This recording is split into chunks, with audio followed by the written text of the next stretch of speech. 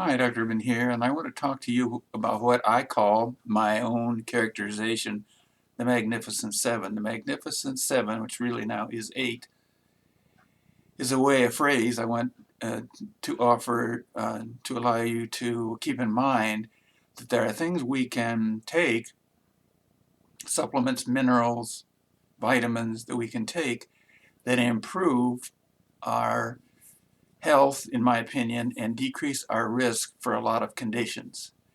And we're going to go, I've already talked about vitamin C. There's a link to my vitamin C video, the one I think you should start out with, in the description below. I've talked about zinc. That's another one of the Magnificent Seven. And now I'm going to talk about vitamin D. Vitamin D is one of my favorites because I think there's a lot of what about this questions. And therefore, here is my sunscreen, my approach to summer sun.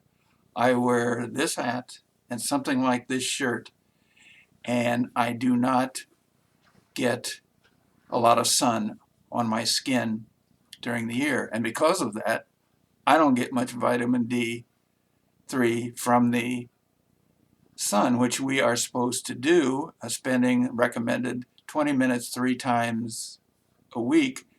Each time will give you about 20,000 units of international units of vitamin D. But there are places that you can't get, for example, where I live in Omaha, you can't get vitamin D because you need the ultraviolet B rays.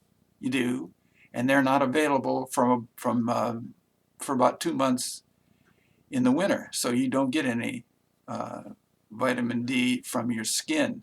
So, and historically, when the industrial age was in its full flower, it was noted that children and other people spent a lot of time in the dark and this and that dark alleys, etc. And there were bone conditions called rickets. I've actually seen rickets in the past, and which the kids had curved legs and other deformities that you could recognize. And vitamin D was used to fortify. So we're getting vitamin D, but the fortification is enough to prevent rickets. For example, in milk, milk is typically fortified. So if you're a person that doesn't believe in supplementations, well, that ship has sailed when it comes to vitamin D. Now, let's go back to the sun, the skin.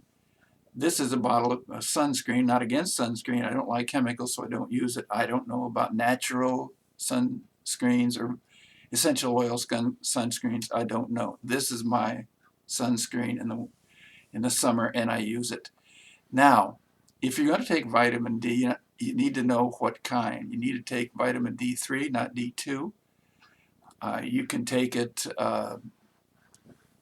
you need to take more than the recommended daily allowance, which is something like a couple hundred. I take international units, that is, by the way. I take vitamin D, 5,000 international units, take 2 a day. And I think that's perfectly good. So what does vitamin D do? Well, there's 100 conditions that vitamin D has been shown to be beneficial. I like a couple to mention would be that it cuts the risk of cancer of the bowel and breast cancer. So it's a big cancer issue there. Number two, it helps the gut.